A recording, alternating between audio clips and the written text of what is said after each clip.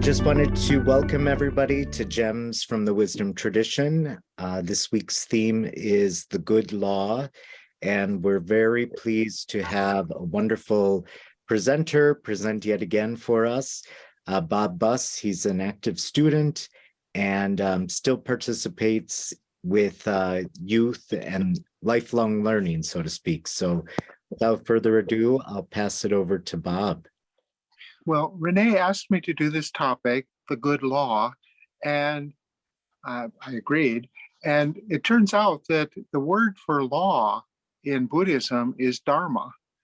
And there is no more central concept or idea or belief in Buddhism than practicing the dharma. So it turned out to be a really good topic, and I think it's kind of interesting. I'm going to be talking about the dharma as law and some other ways of understanding dharma.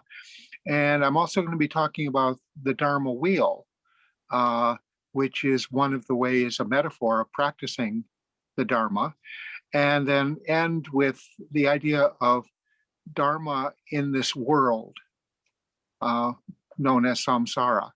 And the image I'll be talking with at the end will be Dogen Zenji's idea of the blue lotus blooming in the midst of fire. And that I see as part of practicing dharma and dharma as practice.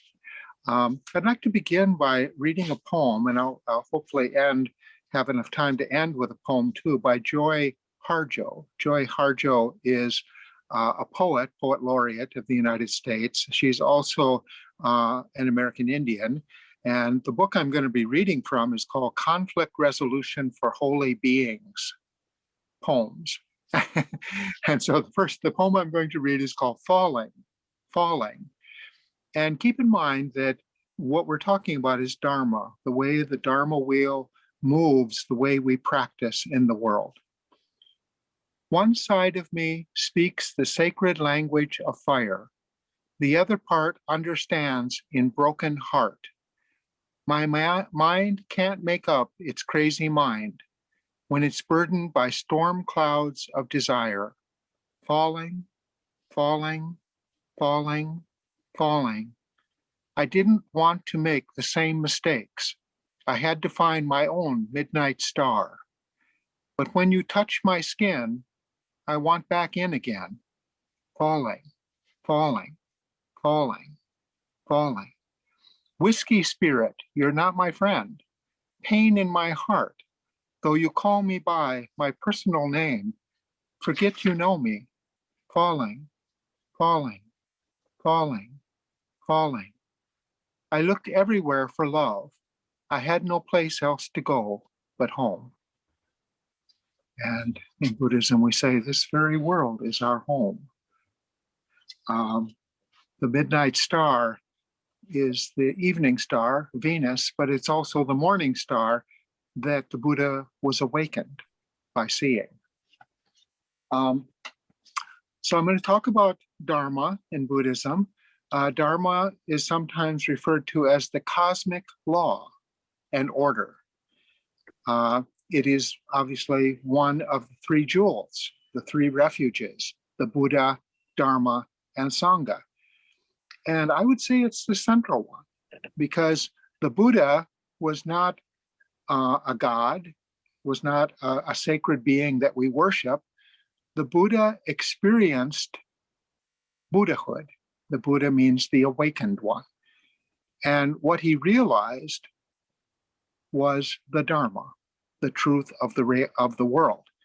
And it's said even that the Buddha, when he preached, was turning the Dharma wheel.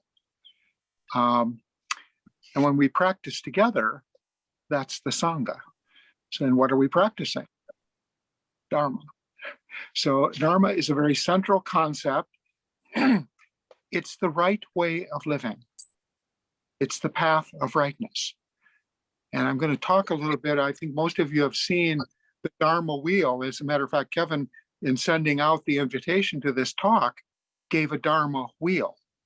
And I'll talk about three parts of that wheel. The hub, and out of which come 8 spokes, and the rim. First, the hub. There are many different versions of the Dharma wheel. The one that was sent out to you didn't have anything in the middle, in the hub, and that's emptiness. So that's one thing that could be in the middle, nothing. The other thing is sometimes I've seen the Dharma wheel in the hub with the yin-yang sun, yin and yang, male and female, the two energy aspects of the universe. Out of the one and the two come the Tao, the one. And sometimes you'll see three little swirls. And those three swirls in the middle of the hub are the three kleshas: greed, hatred, and delusion, or ignorance. And those things never stop moving. Yin and yang never stops moving. And emptiness is one of the eternal aspects or truths of the Dharma.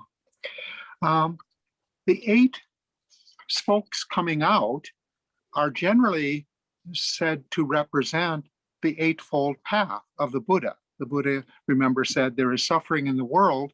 There's a way out of suffering. And the way out of suffering is to cut off your desires. The way to do that is to follow the eightfold path. Right view, right attitude, right intention, right speech, right action, right livelihood.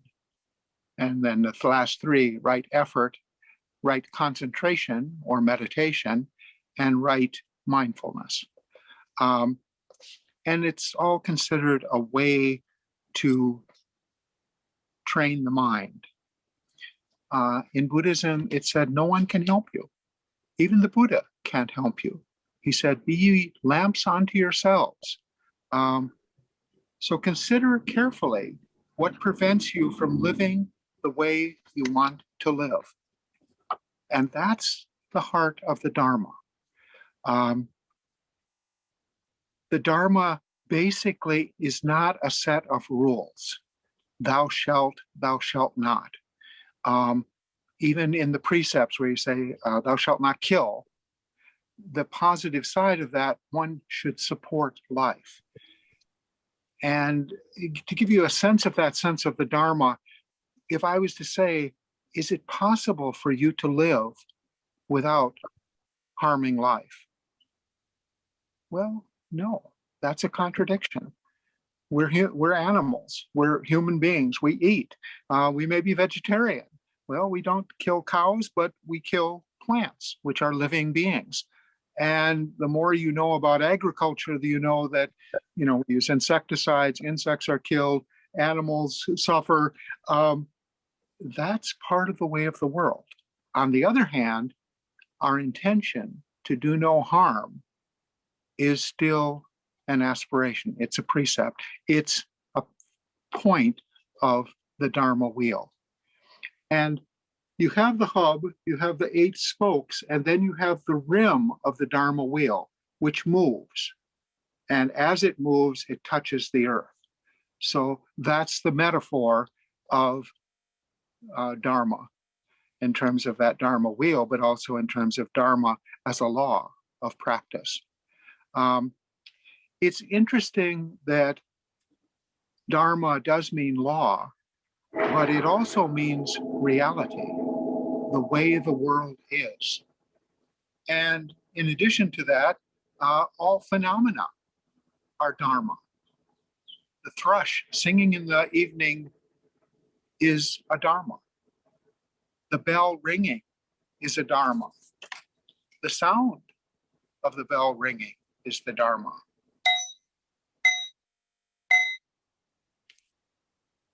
It's part of the idea of the truth of Buddhism that just this is as it should be, is as it is, and it is our practice. We do the Dharma. We don't obey the Dharma. So the Dharma is the law of the universe. It's the way things are, and it's the way they behave. So the two ways, the twofold life of practicing the Dharma is essentially either life-centered or self-indulgent. We either practice all good or we practice evil. Those are the possibilities of Dharma, and it's up to us to practice all good.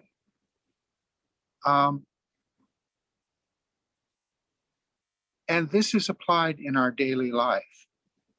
It's said that we are part of the six worlds. And those incarnations, those elements of experience are part of the Dharma.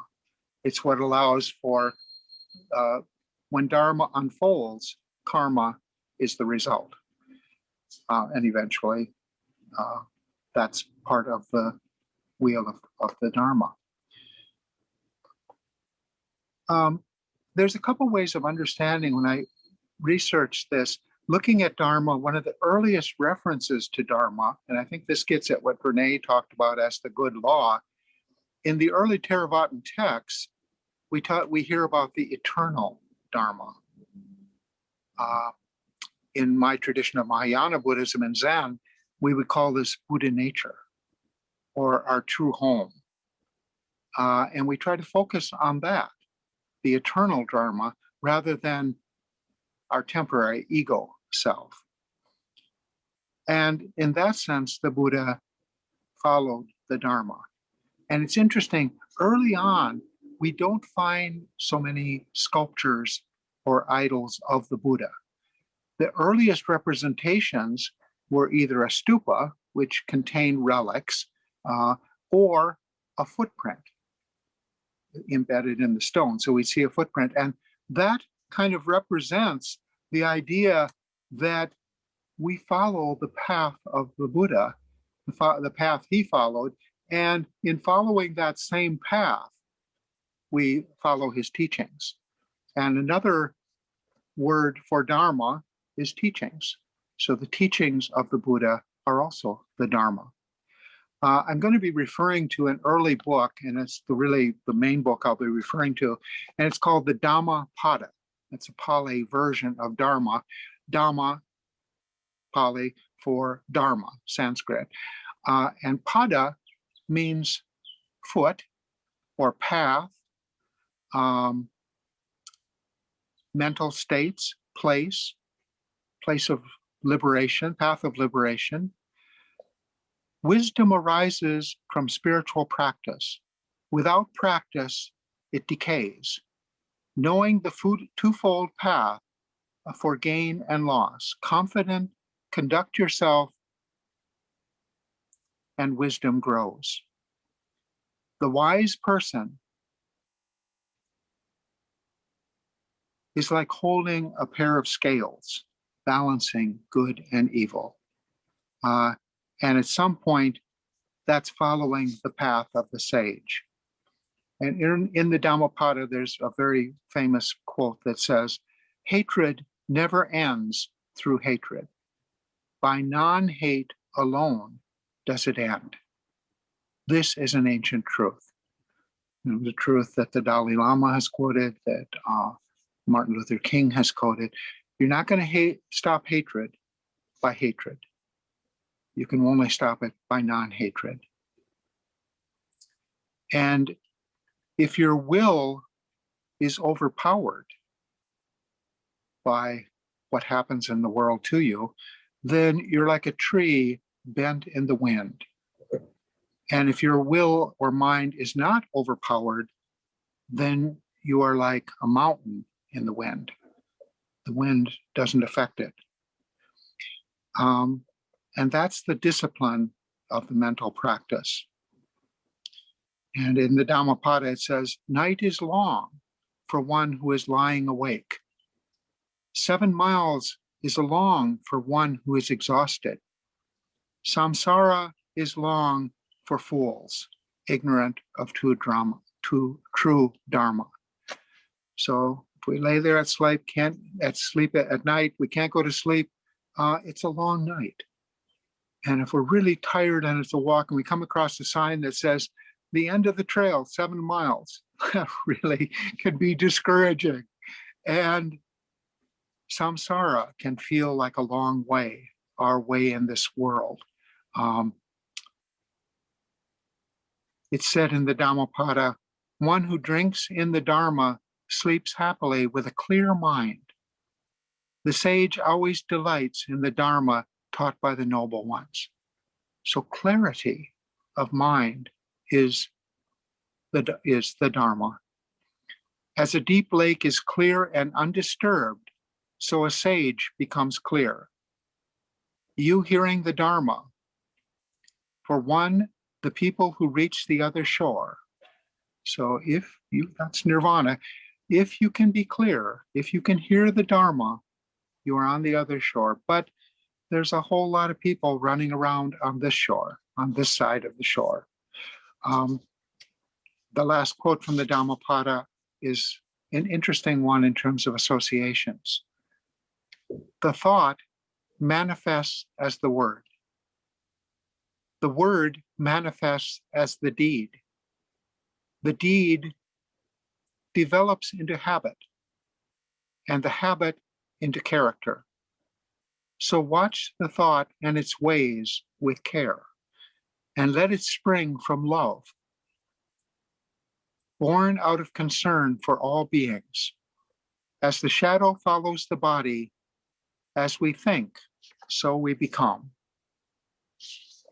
Later on, the Buddha himself was asked by a deity for teachings, and the deity said, a tangle inside, a tangle outside. This generation is entangled in a tangle. I ask you this, O Gautama, O Buddha, who can disentangle this tangle of daily life? And the Buddha said, a man established on virtue, wise, developing the mind and wisdom, Dharma, a bhikkhu or monk, ardent and discreet. He and we can disentangle the tangle. And that's, again, moving the wheel of Dharma.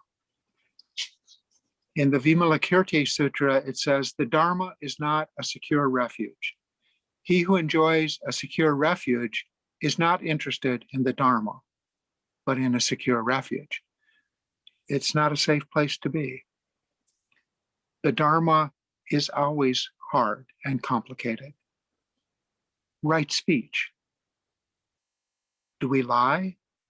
Or do we always tell the truth? Or do we sometimes remain silent? And it's not just what we say. What do we understand the other person to be hearing? There are so many deep aspects of right speech, only a small part of which is telling the truth. And maybe that's not always right speech. Does this dress make me look fat? Maybe something more diplomatic would be a better answer than, yeah, it really makes you fat and ugly looking too. We don't need to be mean when we talk.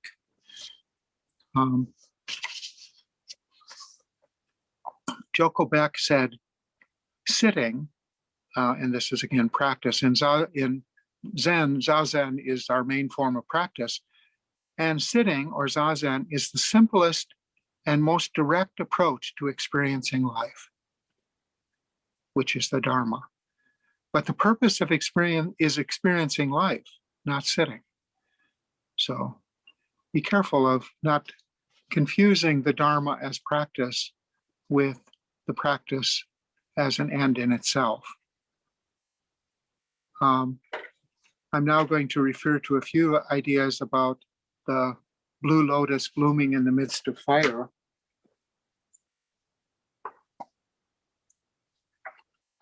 And I don't have a lot of time, so I'll just begin. Dogen Zenji said, the time and place that the blue lotus flowers open and spread are in the midst of fire and in the time of fire. Lotuses are famous for also needing mud. You can't clear the water and have lotuses. They need the mud.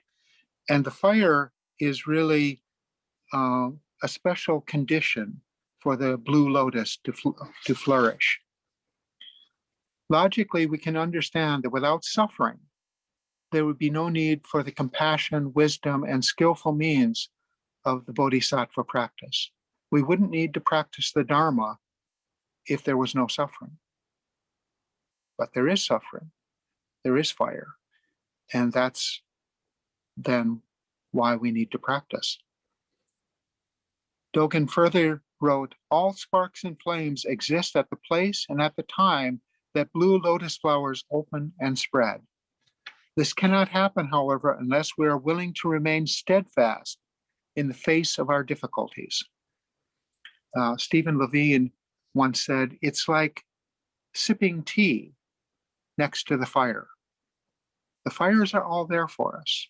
Anger, greed, delusion arise endlessly. And that is our world and context of practice. Our life in this samsaric world, samsara is this world, is enacted in Sakyamuni's particular Buddha field. It is only within this context that we know how to respond to the afflictions of our delusional mind.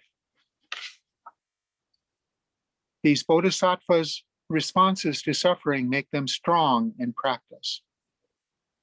They are the blue lotuses blooming in fire.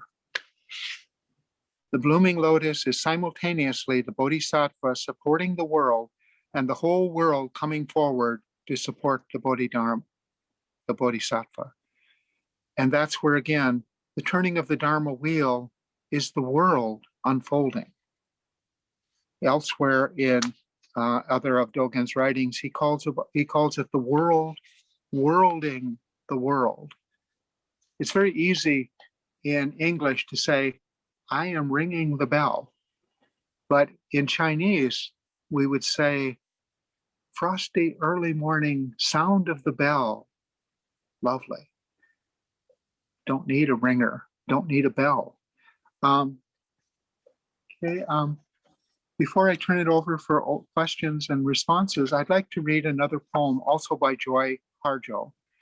And this one, it's called It's Raining in Honolulu. And it does refer to the overthrow of Leleokalani. And that's part of samsara. That was a samsaric condition that we are still faced with today, is sovereignty, the issue of native rights, indigenous rights in Hawaii. And so this is Joy Harjo's poem, It's Raining in Honolulu, a good time to practice Dharma. There is a small mist at the brow of the mountain. Each leaf of flower, of taro, tree, and brush shivers with ecstasy, and the rain songs of all the flowering ones who have called for the rain can be found there flourishing beneath the currents of singing. Rain opens us like flowers, or earth that has been thirsty for more than a season. We stop all our talking, quit thinking to drink the mystery. We listen to the breathing beneath our breathing. We hear how the rain became rain, how we became human.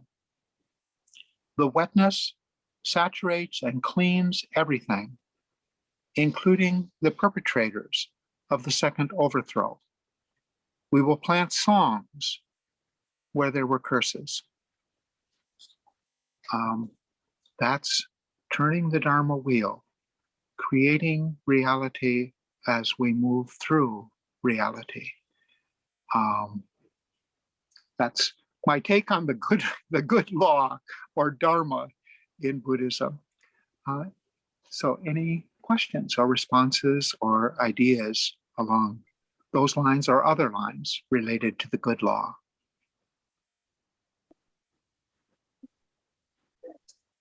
Well, if I may, Bob, I just want to say thank you so much. It was a very, very insightful talk. And I just, from listening real quick, I just have a question. So in the Buddhist belief, that symbol, I guess, if we were to compare it to that blue lotus, it's almost like the compassionate wisdom of humanity. Is that what we would compare the blue lotus to? Yes. In other words, there's fire, and fire we think of as destructive. But in that fire, in that sense of energy, in that greed, anger, and delusion comes the blue lotus, which is compassion, wisdom, insight, understanding, love for our fellows, Sangha. And realizing that is the Buddha awakening to the truth. So that was his image, the blue lotus, blooming in the midst of fire. Okay. There's interesting, there's a quote by Gandhi who once said, it's not that it's hard to change the world. What's hard is to change our minds.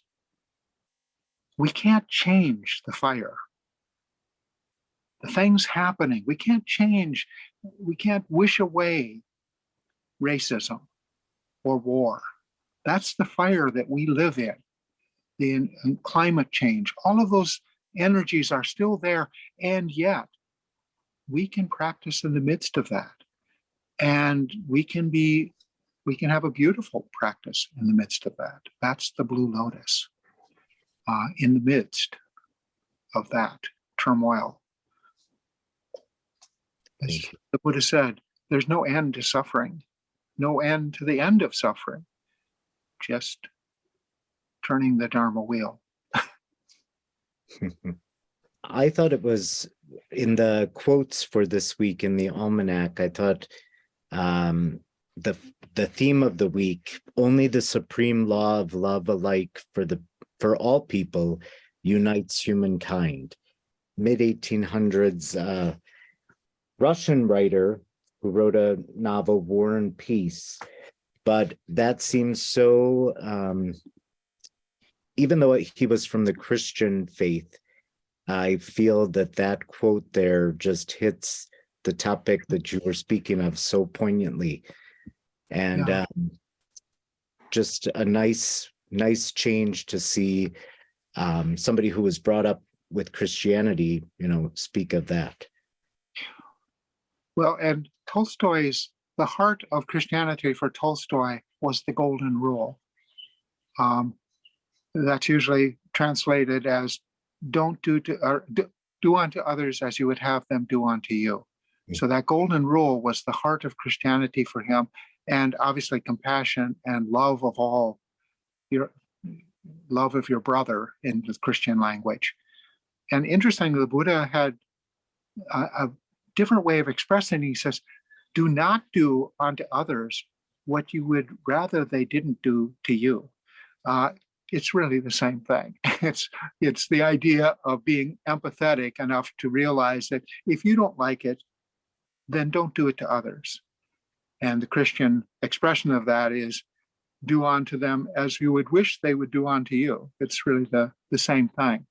And a lot of religions, I think, have that sense of the practice of that is there. And really the laws that we follow, an eye for an eye, a truth for a truth. I mean, if you watch Gunsmoke and other Westerns, you realize that those are nasty ways to live the world, to be literal minded and say, okay, you hurt me, I'm going to have to hurt you in the same way.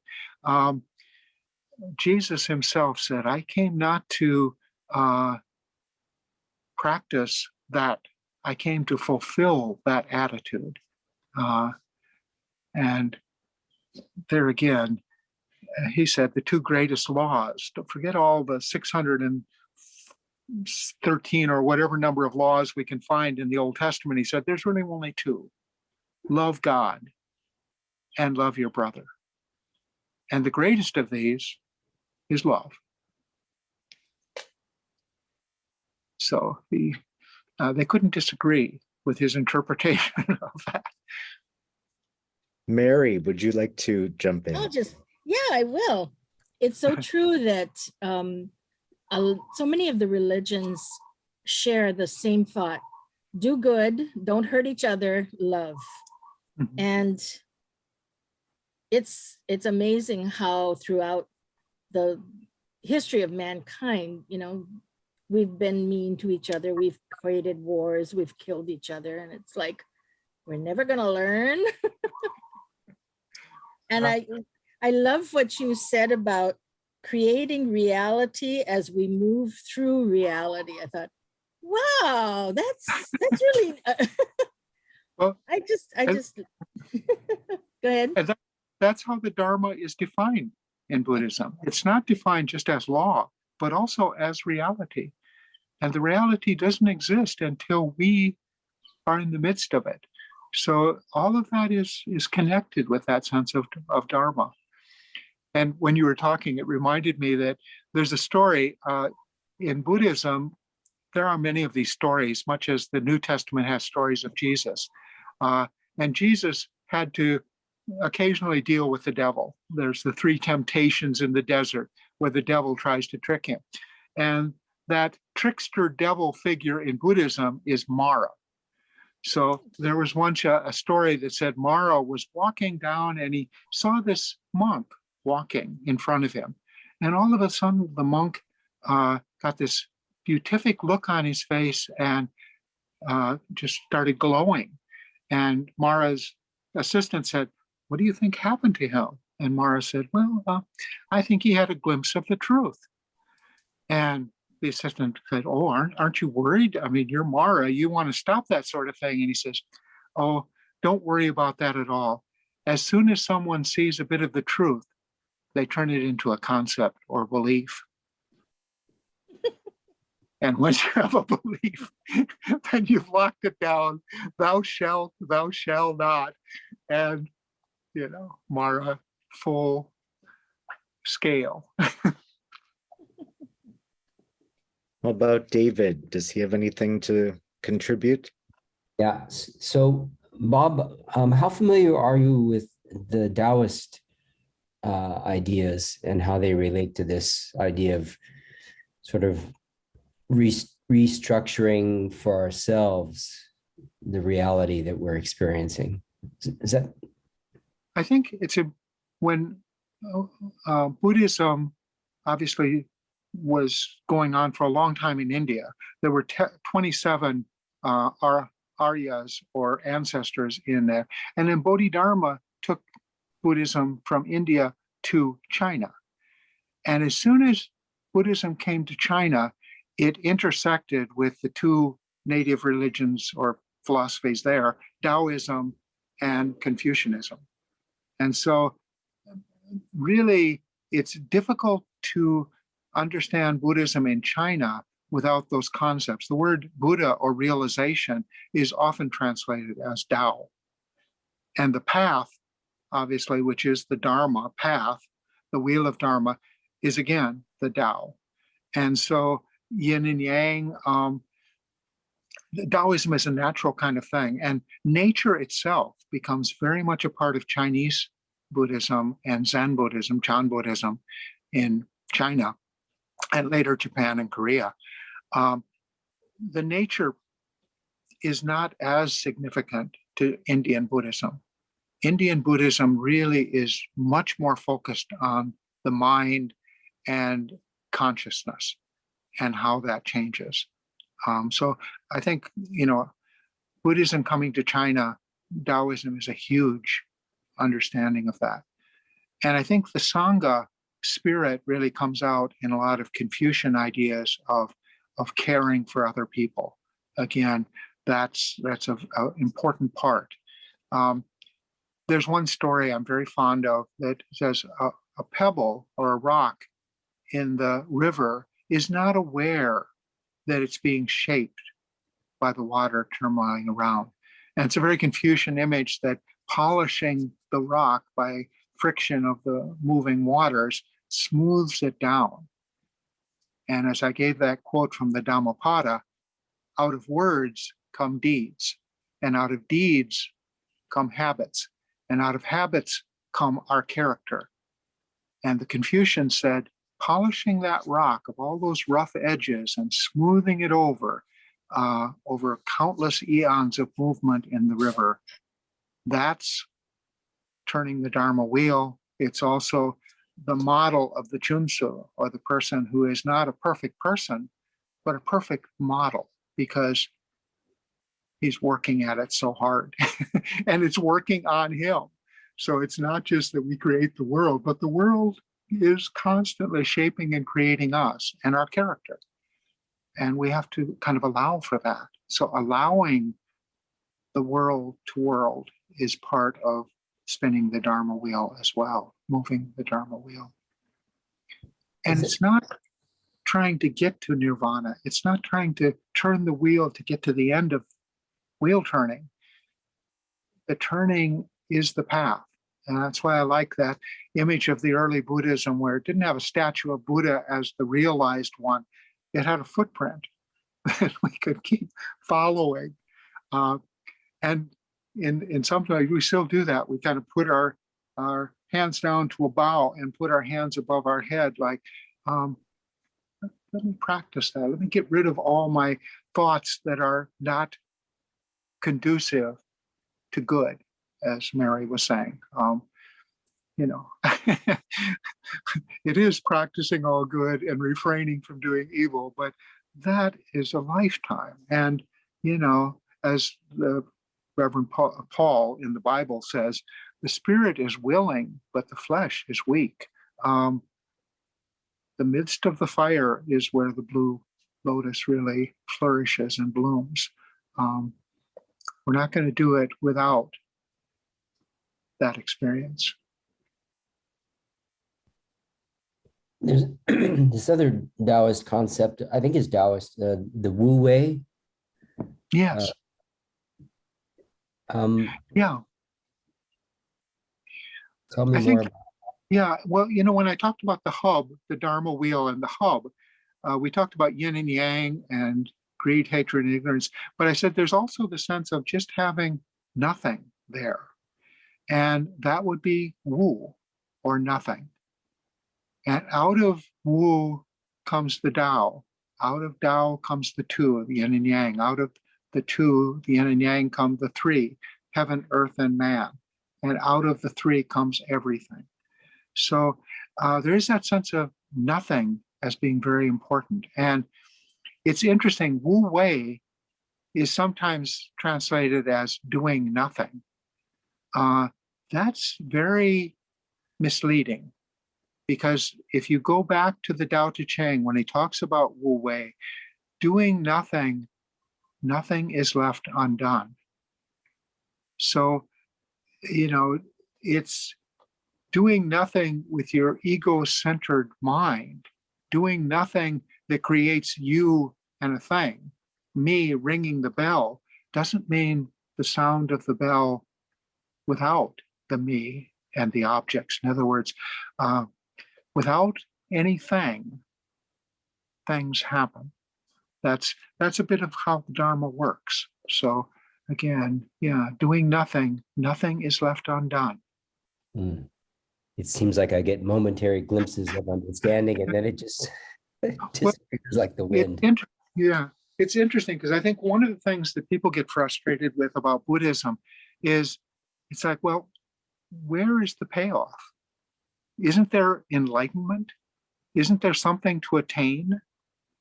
And there is realization, there is enlightenment, but the trick is that it's not something to attain. We already have it, we just don't realize it. We're asleep to what we already are. It's like in, again, the Christian tradition, the kingdom of God is within you. You don't have to wait for the kingdom of God. It's right there inside you. Wherever two or three are gathered together, there am I in the midst of them. So, there's a sense where we've already got everything we need. We're missing nothing in any of these religions, really. But especially in Buddhism, the sense is that it's not attaining something you don't have. It's not finding nirvana out there. It's realizing that your true home is right here. That can be a tricky thing, because we want to attain something we're not yet having.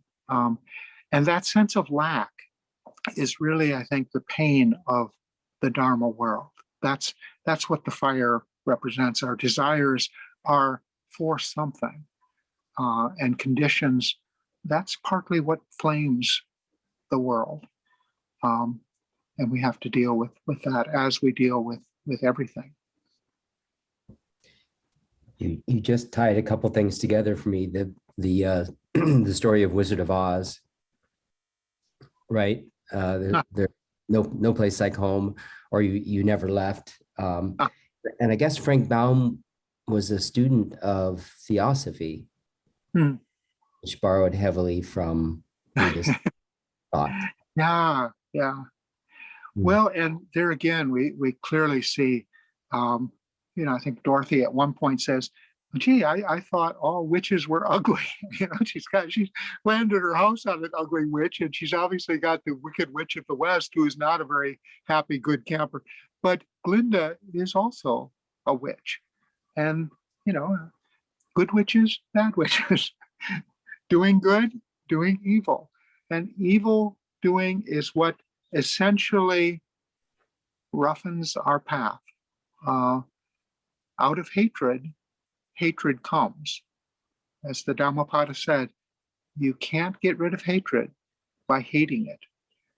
You can't get rid of greed by hating those who are greedy. You've got to love them. Who is your brother? All men are your brothers. And in Buddhism, the image is the net of Indra. In a sense, everything is included, reflecting everything else. And it's not that there are separate things out there, but that everything is connected, the interpenetration of everything. And because it's interpenetrating, it's not separate. So it's not me, it's not it. It's the Dharma wheel moving. Thank you, Dana. Hello, thank you so much. This has been really lovely. You mentioned at one point that we do the Dharma rather than obey it.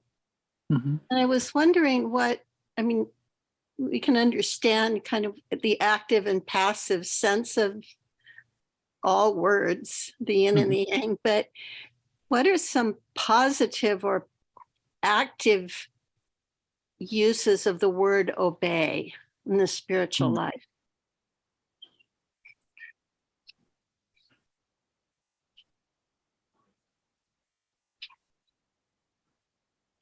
Well, I think it's really the flip side.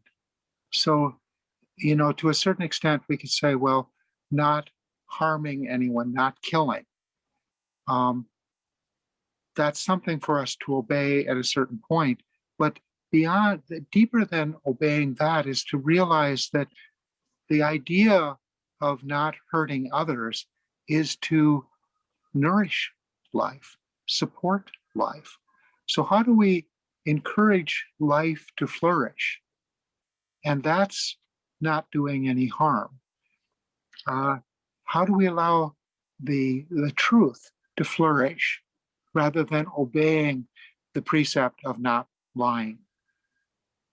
Not lying is also supporting what others need to hear. So there is a sense of you obey it, but in the spirit. And you don't obey it statically. You don't obey it, you move it along. Right speech is, you don't end by doing it right in one meeting. You got to keep going and going.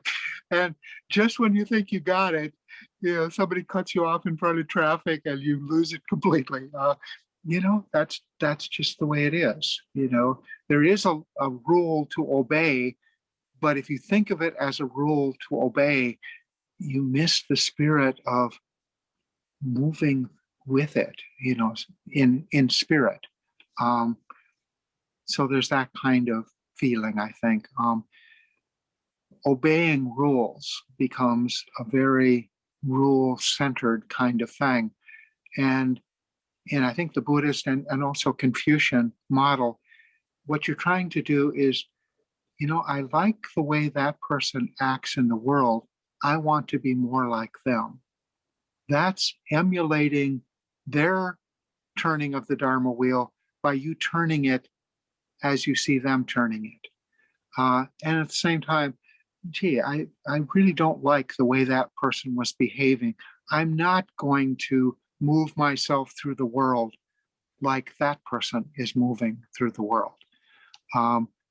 You're modeling as much as you are obeying. And again, if you read into it and say, I'm really obeying the spirit, then I think you're fine. It's just that the more you have a list of rules, the more you have a list of concepts, the more you stop thinking, because you know what's right.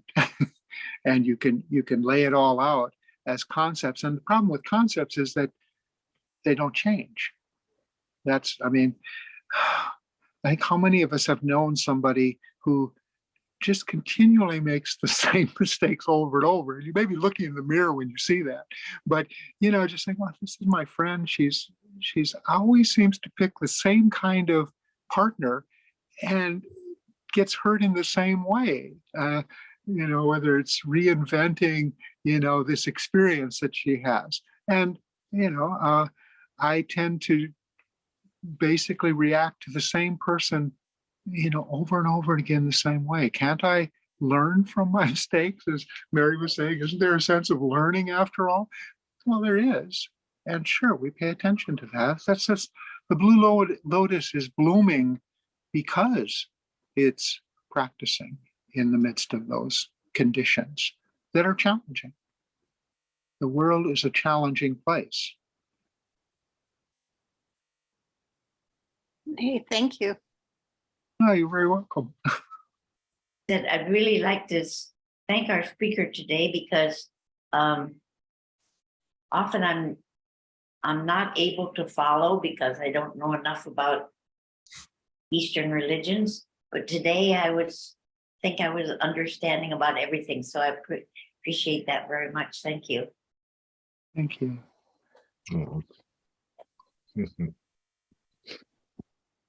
I did have a quick question back to something early on when you were talking about the images of the wheel. I was looking some up online and I saw the ones with, it looked like yin and yang, but there's three symbols. Right. And tell me about those again. Well, there are three swirling energies. They're called the kleshas. And one of them is the klesha of greed. We want things. We want everything, and we want things to be the way we want them to be. So that desire of wanting, greed, is one of the kleshas. Another of the kleshas is anger or hatred or strong feelings, even strong attachments to things. And then the third one is delusion or ignorance. And in Theravada Buddhism, it sometimes says we all have all three, but sometimes one of them is, our particular cross to bear. We're really a greedy person, and we go into a store and we can't help ourselves. We want it all. For me, it's delusion. And the nice thing about delusion is if you're truly deluded, you don't even know you're deluded. So it's like half the things that happen, you're not aware of them even happening to you. Somebody else would, that person was doing something, and go, oh, I didn't pick that up. And some people really struggle with anger. And it's interesting that at the hub are those three things. But as we move through the Dharma wheel turning, right action, right view, right speech, the wheel turns, we find that those three energies are transformed. And greed, which is a negative klesha, can become generosity, dana. And anger can become loving kindness, compassion, love. And delusion, ignorance, can become prajna, wisdom just by working through it. We start with the fire, but the blue lotus is not fire. It's a beautiful flower blooming in the midst of that. So greed doesn't have to, if the wheel moves, greed can become generosity. Anger can become love. Delusion can become wisdom. That's why we move the Dharma wheel, to change. And if we don't change, well, then we've got some locked in ideas, and then we have the stories of, well, better luck next lifetime. Well, we have more opportunities, but we are blessed to be born as human beings, because only human beings turn the Dharma wheel. Animals don't really know what they're doing. Demons can't really change. Even the gods don't have the freedom to know right and wrong. They can only do right. And so they're happy in their celestial heavens, but they don't have this world of contesting that allows us to make the choices between good and evil. A demon always chooses evil. A celestial being, a god or goddess, always chooses the good, but they're condemned to choose that, so they're not going to get very far.